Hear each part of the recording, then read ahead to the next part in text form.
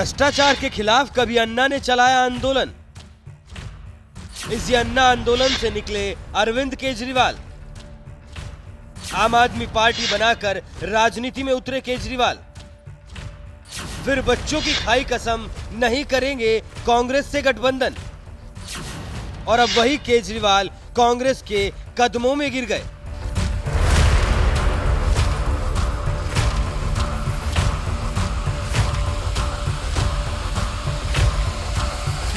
कांग्रेस की मनमोहन सरकार पर भ्रष्टाचार के खिलाफ चलाए गए आंदोलन से निकली आम आदमी पार्टी के नेता अरविंद केजरीवाल की राजनीति कुछ ऐसी ही है। वो आए तो थे बीजेपी और कांग्रेस जैसी पार्टियों का विकल्प बनकर उनसे अलग राजनीति करने के लिए, और कभी दिल्ली की सड़कों पर घूम घूम कर कहा करते थे कि मैं अपने बच्चों की कसम खाता हूं कि ना तो बीजेपी से गठबंधन करूंगा और ना ही कांग्रेस से। लेकिन आज हालात ऐसे हो गए कि देश के प्रधानमंत्री नरेंद्र मोदी को कोसते कोसते केजरीवाल जिस कांग्रेस को कभी कोसा करते थे उसी कांग्रेस से दोस्ती करने जा रहे हैं, क्योंकि यहाँ बात मोदी को हराने की है और केजरीवाल में इतना दम नहीं कि वो अकेले मोदी को हरा सके। इसीलिए अब केजरीवाल भी तमाम पार्टियों की राह पर चलते हुए आने वाले लोकसभा चुनाव से पहले कांग्रेस से गठबंधन करने जा रहे हैं। तभी तो पहले 23 जून को पटना में विपक्षी एकता वाली बैठक में शामिल हुए और अब बेंगलुरु में हो रही विपक्षी बैठक में भी शामिल होने के लिए पहुंच गए, जहां उनका स्वागत कांग्रेसी नेता और कर्नाटक के सीएम सिद्धारमैया के साथ साथ deputy CM DK Shivakumar ने भी किया।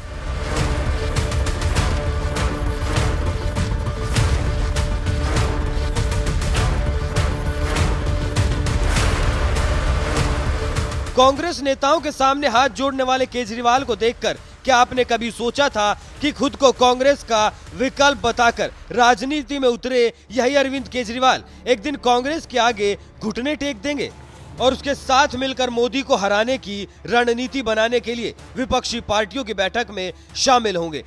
लेकिन ये मोदी का अंध विरोध जो ना कराए, इसी मोदी विरोध के नाम पर अब देश की राजनीति में आजकल कुछ ऐसा ही चल रहा है। नीतीश कुमार के नेतृत्व में होने वाली विपक्षी एकता की बैठक में सीएम केजरीवाल भी संजय सिंह के साथ बेंगलुरु पहुंचे और मुस्कुराते हुए कांग्रेस नेताओं के साथ फोटो शूट करवा रहे थे।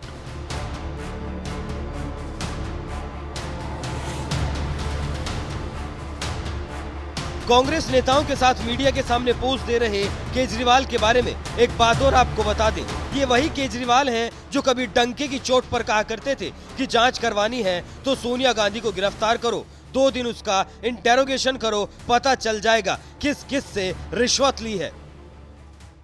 धोखा हो गया इस देश के साथ बहुत बड़ा।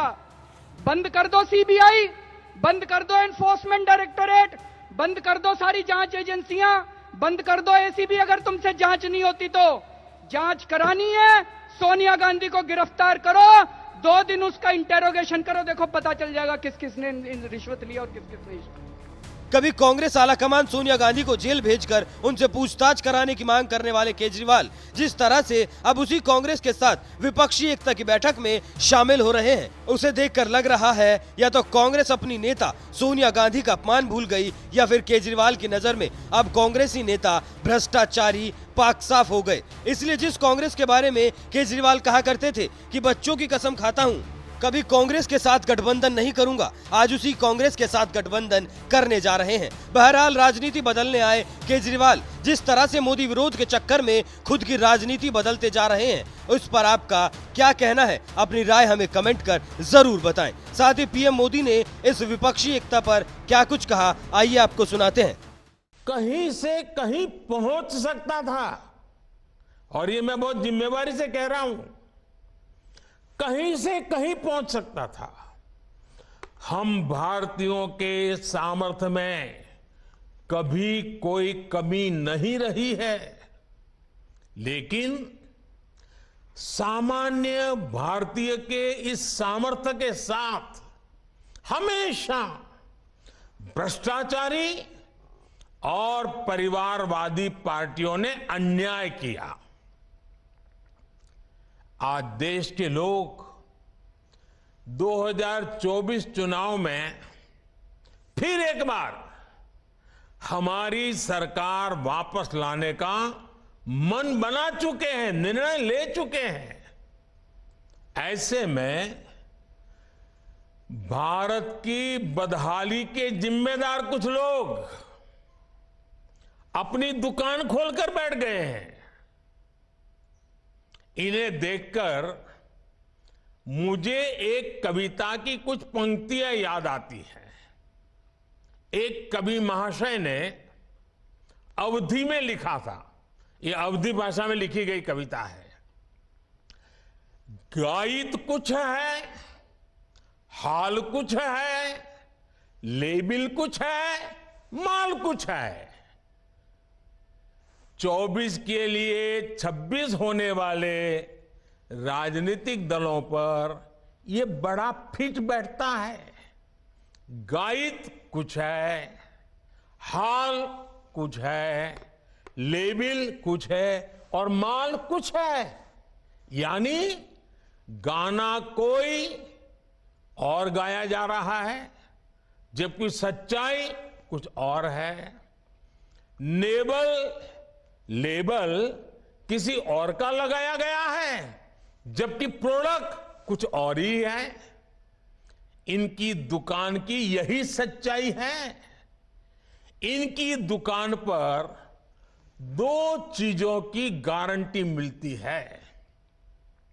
एक तो ये अपनी दुकान पर जातिवाद का जहर बेचते हैं और दूसरा ये लोग असीमित भ्रष्टाचार करते हैं।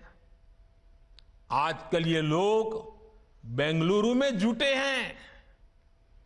एक जमाने में एक गाना बहुत मशहूर था, मुझे तो पूरा याद नहीं है लेकिन मुझे याद आ रहा है। एक चेहरे पर कई चेहरे लगा लेते हैं लोग, एक चेहरे पर कई चेहरे लगा लेते हैं लोग। आप देखिए ये लोग कितने चेहरे लगाकर बैठे हैं। जब ये लोग कैमरे के सामने एक फ्रेम में आ जाते हैं तो पहला विचार देश के सामने क्या आता है? पहला विचार देश के लोगों के मन में यही आता है, पूरा फ्रेम देख करके देशवासी यही बोल उठता है, लाखों करोड़ों रुपए का भ्रष्टाचार। इसलिए देश की जनता कह रही है कि ये तो कट्टर भ्रष्टाचारी सम्मेलन हो रहा है, कट्टर भ्रष्टाचारी सम्मेलन हो रहा है। ये लोग गा कुछ और रहे हैं, हाल कुछ और है, इन्होंने लेबल कुछ और लगाया हुआ है, माल कुछ और है। इनका प्रोडक्ट है 20 लाख करोड़ रुपए के घोटाले की गारंटी। 20 लाख करोड़ रुपए के घोटाले की गारंटी। साथियों, इस बैठक की एक और खास बात है, अगर कोई करोड़ों के घोटाले में जमानत पर है तो उसे बहुत सम्मान की नजर से देखा जाता है। अगर पूरा का पूरा परिवार ही जमानत पर है तो उसकी और ज्यादा खातिरदारी होती है। अगर किसी दल का कोई वर्तमान मंत्री भ्रष्टाचार के मामले में जेल जाता है तो उसे एक्स्ट्रा नंबर देकर स्पेशल इनवाइटी बुलाकर बुलाया जाता है। अगर कोई किसी समाज का अपमान करता है, अदालत से सजा पाता है तो उसकी बड़ी आवाभगत होती है। अगर कोई अदालत से करोड़ों के घोटाले में दोषी पाया गया है तो इस बैठक में शामिल होने की उसकी क्वालिफिकेशन और बढ़ जाती है।